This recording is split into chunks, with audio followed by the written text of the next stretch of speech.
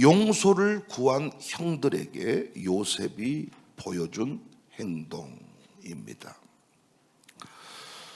요셉의 이야기는 창세기의 마지막을 장식합니다. 아버지 야곱이 세상을 떠난 후에 형제들은 두려움에 붙들렸습니다. 아버지가 살아계실 때는 그래도 요셉이 우리를 위해 참을지 모르겠으나 이제는 보복하지 않겠는가 두려워했습니다. 그들은 직접 요셉 앞으로 나아가지도 못하고 사자를 보내어서 용서를 구합니다. 이 장면은 인간의 죄책감과 불안, 그리고 하나님께서 예비하신 은혜의 역사를 잘 보여줍니다. 저는 이 장면을 가장 좋아합니다. 왜냐? 저 이렇게 살고 싶거든요. 그리고 우리 교회 직분자들이, 우리 교회 청년들이 오늘 본문에 등장하는 이 요셉의 영성을 꼭 기억하고 삶 속에서 실천했으면 좋겠습니다. 특별히 이번 명절 연휴, 긴 연휴 가족을 만나는 경우도 있고 조용히 지내는 집도 있겠지만은 누구를 만나든지 간에 오늘 본문에 이 요셉의 모습을 기억하고 꼭 이대로 해겠으면 좋겠습니다. 신앙생활하는 동안에 이 영성을 우리 모두가 배워야 한다고 생각해요. 오늘날 그리스도인들이 이 영성을 잃어버려서 하나님 나라 확장이 더디간다, 이렇게 생각합니다. 크게 세 가지 모습인데 함께 공부하겠습니다. 첫 번째, 용서를 구한 형들에게 요셉이 어떻게 행동했는가? 내가 하나님을 대신하리까 고백합니다. 19절, 요셉이 그들에게 이르되 두려워하지 마세요. 내가 하나님을 대신하겠습니까? 형들은 자신들이 저지른 악을 너무나 잘 알고 있었습니다. 그 악이 언제든지 자신들을 덮칠 수 있다는 두려움 속에서 인생을 살게 되었습니다. 그런데 요셉이 이렇게 말합니다. 내가 하나님을 대신하리까. 정죄하지 않았습니다. 심판하지 않았습니다. 정죄와 심판은 하나님의 고난이지 내 고난이 아닙니다. 그런데 당시 요셉의 위치는 한 사람쯤 얼마든지 원한 가진 사람을 죽일 수 있는 그런 자리에 섰습니다. 그런데 요셉은 형들을 정죄하지 않았습니다. 심판하지 않았습니다. 사랑하는 여러분, 우리가 평생 사는 날 동안 주님 앞에 갈 때까지 우리가 형제들을 심판하거나 정죄하는 일이 없기를 바랍니다. 목사인 저도 여러분들을 잘 가르칠 수는 있으나 내가 여러분을 심판하지 않기를 원해요. 여러분을 미워하지 않기를 원해요. 여기 있는 백 목사의 신앙이 좋을지 여러분 신앙이 좋을지는 하나님이 평가하실 겁니다. 제가 이 자리에서 있고 여러분 앉아 있으니까 여러분은 믿음이 없고 나만 믿음이 좋은 것처럼 착각할 수가 있는데 하나님 앞에 저 이 문제 놓고 기도 많이 합니다. 직분은 다르지만은 그렇다고 해서 내가 믿음 더 좋다고 말할 수는 없지 않겠는가. 그런데 우리는 신앙이 연조가 찰수록 왜 그렇게 정죄를 잘할까요? 왜 이렇게 우리는 미워하는 사람이 왜 이렇게 많아질까요? 신앙생활을 오래 할수록 그래도 옛날에는 다 친구들이었는데 예수님 믿고 난 뒤부터는 왜 그렇게 우리의 관계의 폭이 좁아질까요? 이래서 저놈은 안 되고 저래서 안 되고, 그래서 우리는 다 물리쳐버리고 나 혼자 잘난 맛에 우리 가정만 고립된 섬으로 남아있는 것 같습니다. 져야 이긴다 이런 말 많이 들어봤습니다. 여러분 동의하십니까? 정말 져야 이긴다, 말이 안 된다는 이런 느낌입니다. 져야 이긴다. 그런데 분명히 져야 이기는 싸움이 있습니다. 어린 딸과 달리기를 했어요. 오랜만에 아들들과 달리기를 했어요. 아버지가 일부러 져주었습니다. 그랬더니 어린 자녀가 의기양양합니다. 그러면서 한 번 더 하자고 합니다. 이때가 교만해진 악인의 모습입니다. 이때 부모님이 한 번 더 합니다. 부모가 이겼습니다. 분노합니다. 한 번 더 하자고 합니다. 이때는 부모가 져줍니다. 이게 부모죠. 끝내 이겨버립니까? 요놈 새끼, 악인의 뿌리가 있구나. 아버지가 어떤 아버지인지를 보여주고야 말리라. 이겨버립니까? 아니죠. 져주어야 아빠죠. 져주어야 어른이죠. 힘이 뭡니까? 힘이 있다 하는 게 뭡니까? 무조건 이겨버리는 게 힘입니까? 아니, 이기고 싶을 때 이기고 지고 싶을 때 지는 것이 힘입니다.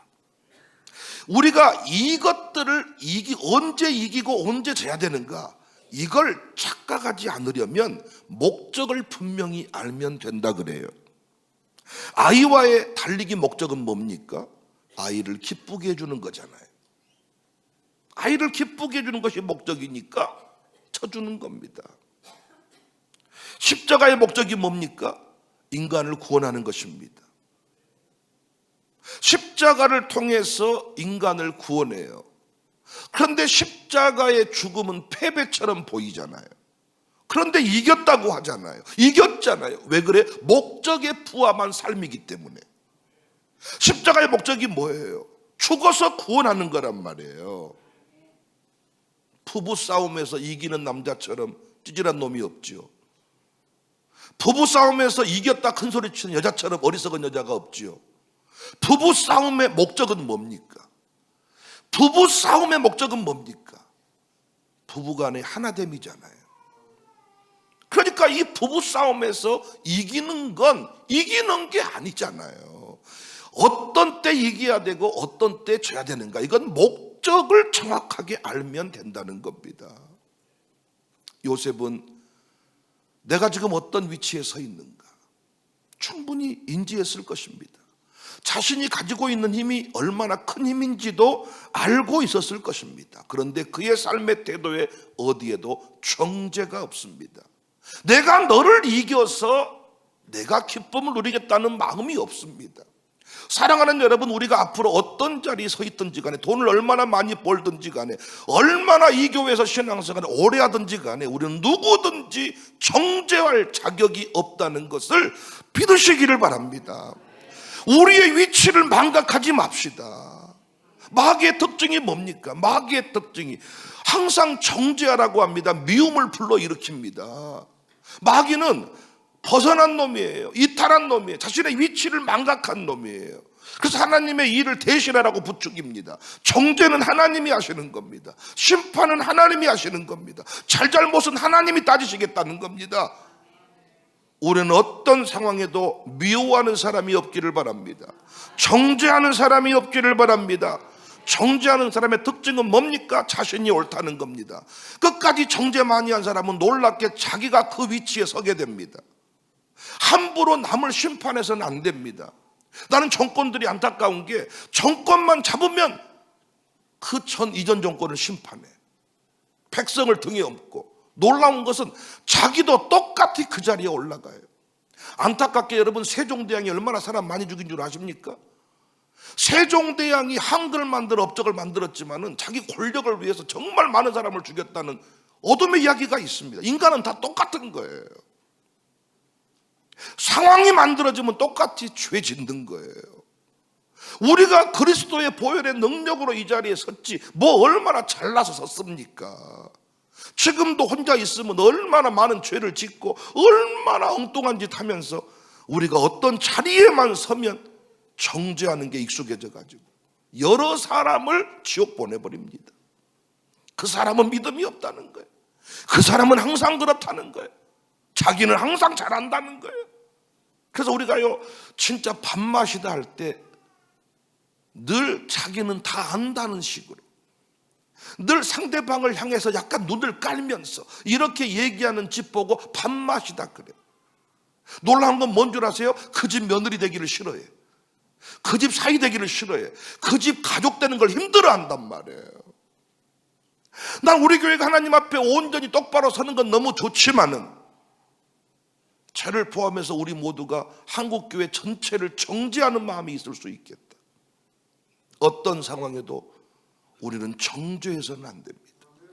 요셉의 이 영성을 꼭 가슴에 새겨서 시어머니를 미워하지 마세요. 큰형님, 누님, 이모, 고모, 삼촌, 외숙모, 우리 집을 힘들게 했던 많은 사람들 심판하지 마세요. 우리가 할 일은 끝까지 용서, 사랑.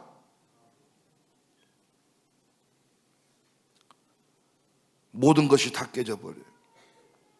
정죄하는 순간 모든 게 다 깨져. 그 당신도 결국 심판받는 자리에 서게 됩니다. 우리 교회는 정죄하는 일이 없기를 주의 이름으로 축복합니다. 두 번째, 용서를 구한 형들에게 요셉이 보여준 행동은 하나님이 그것을 선으로 바꾸셨다 했습니다. 20절, 하나님은 그것을 선으로 바꾸사 오늘과 같이 많은 백성의 생명을 구원하게 하시려 하셨다. 요셉은 형들의 악행을 부인하지 않았지요. 당신들이 나를 해하려 하였으나, 분명히 말합니다. 근데 거기서 멈추지 않고 하나님은 그것을 선으로 바꾸셨다고 고백했습니다. 이것은 단순히 긍정적인 사고가 아니라 하나님의 주권의 섭리를 인생의 해석의 틀로 삼은 것입니다. 그러니까 요셉은 자신의 인생을 피해자의 시선으로 바라보는 게 아니라 섭리의 증인으로, 하나님의 섭리를 드러내는 통로로 이렇게 해석하고 바라본 것입니다. 사랑하는 여러분, 우리가 배워야 될 두 번째 그리스도인의 영성은 하나님의 섭리를 믿고 감사하는 거예요. 인생의 상처와 실패, 억울한 일들이 다 우리에게 있지요. 억울한 일들이 많아요. 요즘에도 드라마나 영화를 보면 어렸을 때 상처가 그대로 인생의 문제로 살인자, 사이코패스, 이런 폭력 성향으로 다 드러납니다. 어렸을 때 아버지에게 성폭행을 당했던 그 여인이 끝내 똑바른 인생을 살지 못하더라고요. 생각을 해보세요. 얼마나 그 트라우마가 꿈속에서도 나타나지 않겠습니까? 사람들에게는 천사로 드러나 있는 아버지가 밤마다 자기에게 성추행을 한다면 얼마나 이건 고통이겠습니까? 이런 눈물들이, 아픔들이 다 있습니다. 그런데 그것들을 어떻게 해석하느냐에 따라서 살인자가 되기도 하고 하나님의 일꾼이 되기도 합니다. 미래의 삶이 달라집니다. 믿음이란 뭡니까? 사건을 바꾸는 힘이 아니라 사건을 해석하는 힘이다. 광야에서 제일 많이 한 게 뭐지요? 원망. 왜 원망합니까? 근시안이기 때문에. 상황만 보니까, 오늘만 보니까, 지금만 보니까, 내 앞만 보니까 원망하는 거예요. 조건만 보니까 원망하는 거예요. 거대 담론, 이걸 놓쳐버리는 것입니다. 하나님의 섭리를 못 보기 때문입니다. 전부를 보는 눈이 열려야 됩니다. 다 이해하지 못하는 뜻이 분명히 있습니다. 그걸 신뢰하는 사람이 성숙한 그리스도인입니다. 이 요셉은 그걸 신뢰한 거예요. 다 이해할 수 없지만은, 분명히 요셉은 이해 못했을 겁니다. 이해할 수 없지만 누구를 신뢰한 겁니까? 하나님을 신뢰한 것입니다. 여기서 뭐가 터져요? 감사가 터지는 거예요. 범사에 감사하라, 이 말 속에 알고 하라는 것입니까? 어떻게 범사에 감사할 수 있습니까? 범사에 감사하기 어렵습니다. 훈련한다고 됩니까? 오늘부터 감사해야 되겠다 한다고 감사가 터집니까? 아닙니다. 어떻게 하면 범사에 감사할 수 있습니까? 모든 사건을, 모든 순간을 섭리로 해석하는 겁니다. 섭리를 믿는 겁니다. 요셉이 그 비밀을 알았습니다. 그래서 그는 정죄할 수 없었습니다. 정죄할 필요가 없었습니다. 형님을 미워할 필요가 없었습니다. 미움에 붙들려서 내 인생을 망가뜨릴 필요가 없었습니다. 하나님의 섭리를 증언했습니다. 아브라함 입장에서 아들 하나밖에 못 낳아요. 얼마나 이게 힘들겠어요. 근데 우리는 아브라함만 바라보면서 믿어도 뭐가 좋아진다냐 이런 말을 합니다. 그런데 아브라함이 아들 하나 낳은 것이 그리 중요한 게 아니죠. 왜? 하나님은 이삭을 통해서 이삭을 이 후손을 만들겠다는 큰 뜻이 있었으니까. 1대를 지나고 2대를 지나고 3대 이러니까 정말로 수직적 수평적 폭발이 일어난 거죠. 하나님의 거대 담론, 하나님의 거대한 그림, 거대한 역사, 이걸 끝내 신뢰하는 것이 신자의 삶입니다. 다른 이런 요셉을 닮고 싶습니다. 목회자로서 어떤 사람을 대할 때에도 하나님이 끝내 그를 통해 이루실 일을 바라보고 축복할 줄 아는 목사. 어떤 작은 일이 일어났을 때 그 일에 휘둘려가지고 목사가 얼굴이 하얘졌다가 파래졌다가 아니라 끝내 하나님이 우리 교회를 복주실 위대한 섭리를 신뢰하고 여전히 오늘 또 기쁨으로 설교할 수 있는, 목회할 수 있는 그런 목사. 그 영성을 위해 기도합니다. 우리는 한나의 기도를 단순히 아들을 못 낳으면 기도하면 아들 주신다, 이 정도만 해석합니다. 그러면 지금도 아이를 못 가진 집은 어떤 집입니까? 정성이 부족하고 납니까? 아니, 그 정도 그림만 보면 안 되는 거죠. 한나를 통해서 엘리를 대신할 만한 영적 불임 시대를 볼 수 있어야죠. 영적 불임의 때에 영적으로 생명을 잉태하고 하나님의 지도자를 세우는 그 거대한 그림을 볼 수 있어야죠.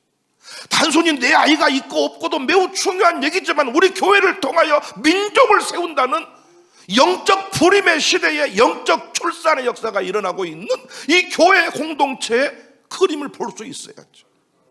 그래서 내 문제에 매몰돼 가지고 신앙생활을 등한시해버린 게 아니라 비록 내 아이는 없지만은 하나님이 이 교회를 통하여 영적 다음 세대를 날마다 출산케 하시는구나. 축복할 수 있는 사람이 어른이죠. 그 사람이 우리 교회 지도자이지 않겠어요?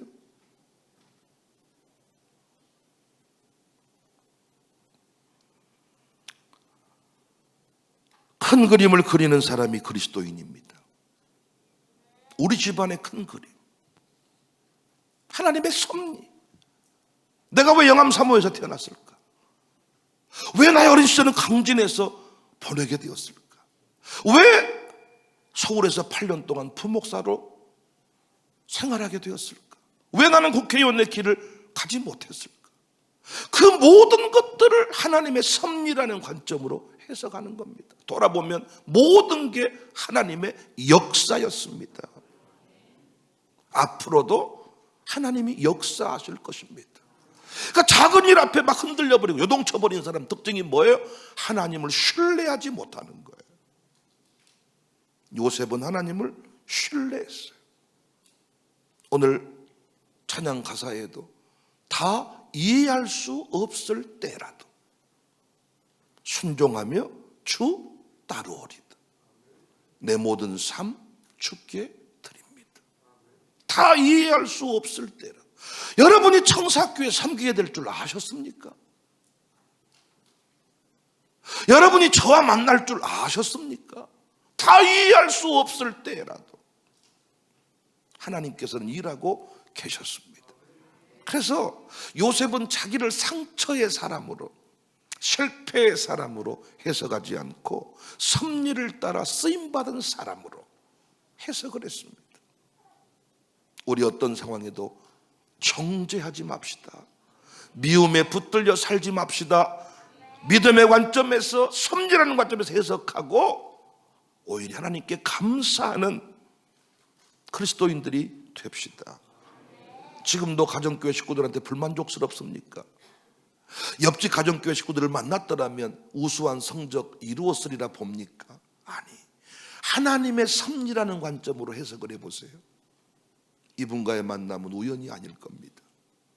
내가 지금 이 사람들을 붙잡고 목양장으로 양육사로 서 있는 것은 결코 우연한 일이 아니고 실패가 아닐 겁니다. 허송세월이 아닐 겁니다. 분명히 하나님의 놀라운 계획이 있을 겁니다.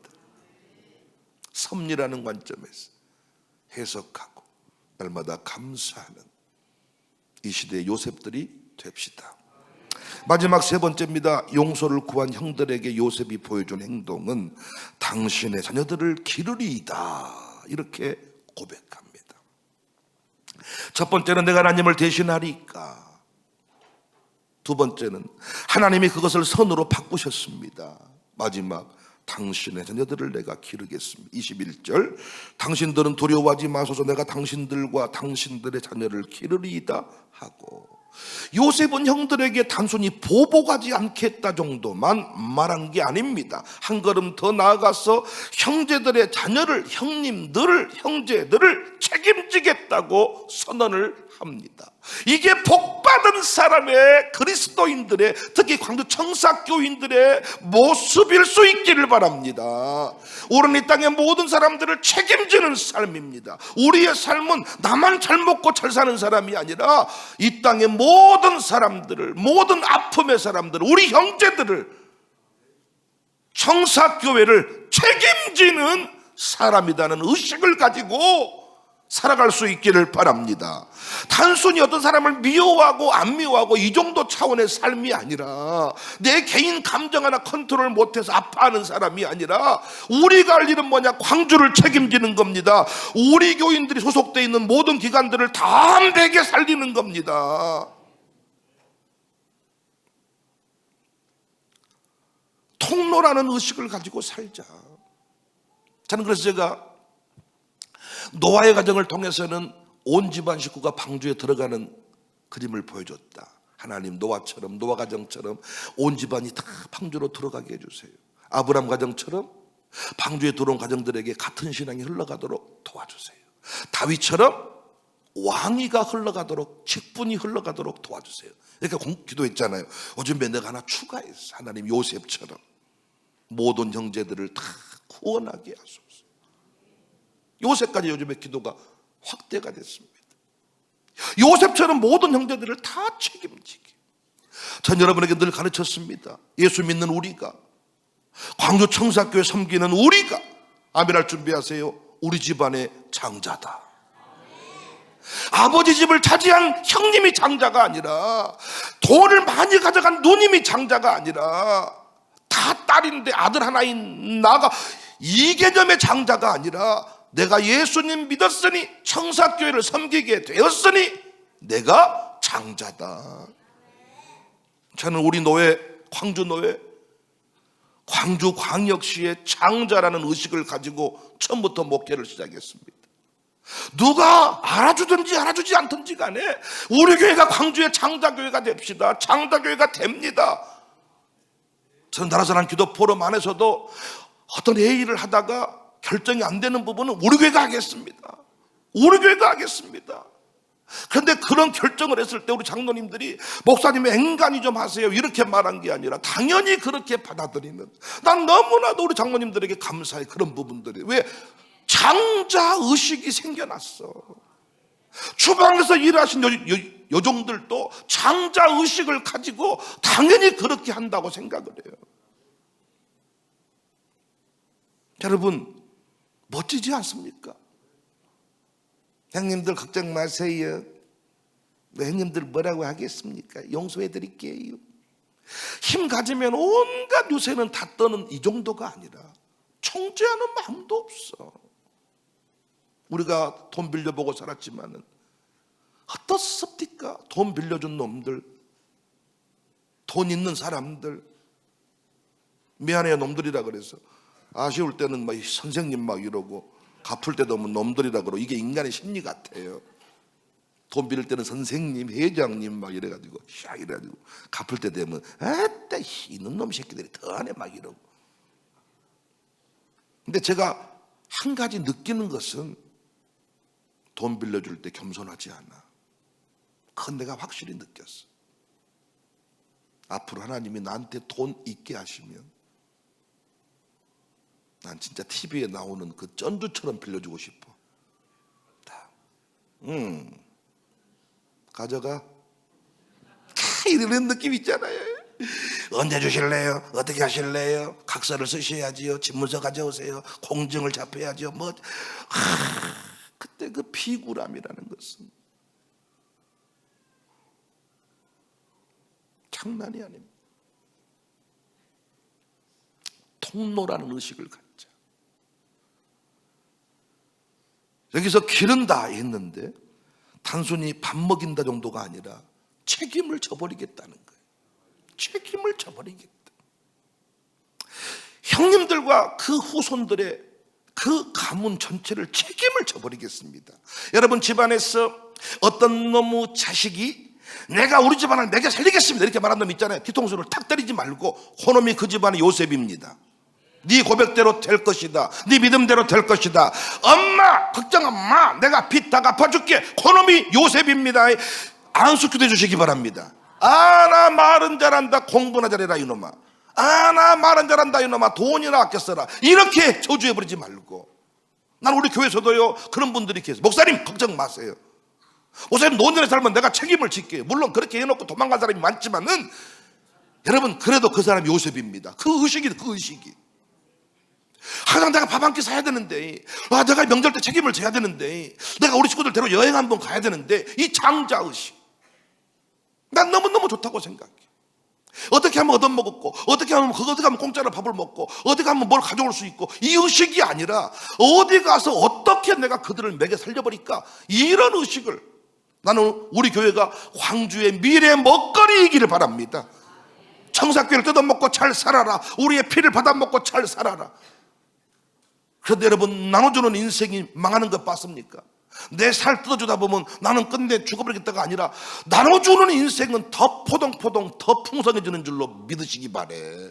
퍼주는 인생이 아주 그냥 태아지 새끼처럼 아주 포동포동 더 잘 살게 돼 있어.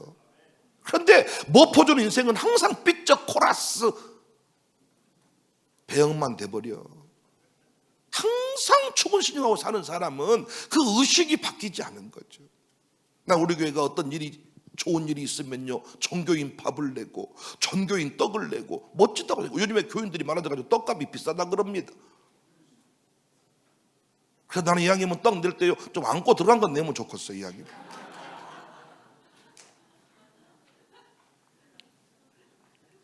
멋이 안에 하나 들어있으면 좀 더 비싸지 않겠어요? 아니 매일매일 떡을 내면서 좋은 일이 있는 게 낫겠잖아요. 평생 살면서 떡 한 번 낼 일이 없는 인생이 뭘 그게 대단한 인생입니까? 날마다 떡 낼 일이 있어가지고 날마다 아들이 차 사줬습니다. 떡 내야 되겠네. 아들이 신발 사줘서 떡 내야 되겠네. 아들이 양복만 빼줬습니다. 양복 떡 내겠네. 아들 낳았으면 떡 내야 되겠네. 뭔 건수를 잡아가지고 계속 밥 낼 일이 있는 게 좋은 거지. 신발도 평생 그 신발, 옷도 평생 그 옷, 명절 때도 찾아온 사람도 없고. 아니 그거 우리 교회가 이 장자의식을 가지고 난 요셉이 너무너무 이 대목이 난 너무 좋아. 이 대목이 형님들을 내가 미워하지 않습니다. 하나님이 그걸 선으로 바꾸셨습니다. 내가 책임지겠습니다. 45장 10절 11절에 거기서 내가 당신들을 봉양하리이다. 그래서 요셉을 또 효자로도 해석을 합니다. 온 집안 식구 부모님의 삶을 책임을 진 거예요. 난 이 시대가 바뀌어서 집에서만 부모님을 봉양하는 건 아닙니다. 요양원은 갈 수도 있고 어디 모실 수도 있는데 요양원도 비용을 내는데 이걸 누가 되느냐가 또 문제예요. 이 형님 그 새끼가 집을 차지했으면 지가 내야지. 쌍놈 새끼가 아주 그냥 나는 못 냅니다. 막 며느리들이 막 당신이 둘째잖아. 둘째 집을 받았어. 돈을 받았어. 가만히 자빠져 있어. 막 그러면 또 그 아들은 부인이 무서워가지고 아버지 요양비를 못 내는 겁니다. 난 그러지 말자는 거야. 우리 교회는 의논해서 식구들이 하면 제일 좋고 안 하겠다 그러면 딱 한마디 형님들 누님 제가 하겠습니다. 기도만 해주세요. 얼마나 멋집니까? 아멘 좀 합시다. 또 가족들끼리 돈을 모아가지고 해외여행 간다고 돈을 모았다가 돈을 먹고 튀어버린 놈, 날라버린 놈, 중간에 삥쳐버린 놈, 이 돈이, 이게 아들들이 주로 이렇게 이 계모임 하면 안 된다 그랬잖아요. 딸들은 하면 돼도. 근데 이때도요, 이거 모아서 평생 못 갑니다. 이렇게 매번 돈 모아가지고 여행 몇 번이나 가겠습니까? 못 갑니다. 누구 한 사람이 좀 목지게, 내가 5목 낼게, 2사람만 알아서 해봐. 제일 좋은 건 다 낸 게 좋고, 물론 이게 낼 때 상대방 기분을 나쁘게 하면 안 돼. 또 돈도 안 내면서 말이 많네 막 이런 식으로 한다든지, 따라라면 따라와 그냥 뭐 이렇게. 이게 그러니까 둘 중에 하나만 하라 그러더라고요. 돈을 내든지 말을 말든지. 그러니까 돈을 많이 낸 사람은 말을 조심해야 돼. 그래야 안 까먹는 거예요. 우리 교회가 이런 모습들이 많이 있었으면 좋겠어요. 조카들한테도 학비도 주고 장학금도 주고 뭐 용돈도 주고, 결혼할 때 좀 목지게 탁 좀 주고. 요즘에는 그 뭡니까, 패백 같은 게 없어졌지만은, 패백하는 시간이 뭐 하는 시간이냐, 신혼여행비 만드는 시간이라 이런 것이 있어요. 요즘에 그것도 없어졌습니다. 왜? 다 추잡스러운 작은아버지 큰아버지밖에 없어가지고 작은엄마 아예 딱 붙들려서 돈을 줄 수가 없어. 작은엄마가 딱 붙들어 보니까 독한 작은엄마를 만나가지고 아파트는 샀을지 모르지만 후손들한테는 재미가 없어. 난 이번 명절 때도 식구들을 많이 만난지 모르겠습니다. 돈 좀 받고 가세요. 카드론이라도 좀 빼세요. 그래서 좀 식구들을 좀 섬기고. 난 이번에 너무너무 감사한 게, 정말 성도들이 목사를 섬기는 게, 그 정성을 제가 느끼게 됐습니다. 얼마나 난 우리 노영훈 집사가 이렇게 선물을 사오고 이럴 때마다요, 신기하고 놀라워. 니들이 커서 선물을 사고. 그럼 그 젊은 세대들이요, 다 뭘 한다고 할 때 그냥 사과 하나 잡수세요 이게 아니라 다 그 마음. 어제도 혼자 누가 또 김치를 담궈줘가지고 또 부치기를 해와가지고 저녁에 혼자 먹다가 울 뻔했네. 그냥 얼마나 감동이 되든지. 내가 뭐라고 IF랑 이런 얘기를 했는데, 여보 우리가 이런 사랑 받을 자격이 있는가. 정말 우리 열심히 목회해서 아이들한테도 하는 얘기가, 우리가 청사교회를 책임지고 섬기자. 니들이 정말 잘 돼서 평생 네 아버지 도운 장로님들, 니들이 연금이 되면 좋겠다. 내가 교회에서 돈을 얼마 더 받아라 이 고민이 아니라 니들이 잘 돼서 교회 헌금해주고 가자. 이런 기도 제목을 가지고 있습니다. 사랑하는 여러분, 우리 교회가 장자의식을 가지고 이 요셉의 영성, 우리 청년들이여, 우리 샬롬소굴 친구들이여, 우리 주일학생들이여, 난 여러분들이 기대가 됩니다. 여러분들 안에 이런 의식이 있더라고요. 여러분 꼭 모든 형제를 책임지는, 용서를 넘어 사랑과 봉양, 섬김을 다하는 우리 교회가 될 수 있기를 주님의 이름으로 축복합니다.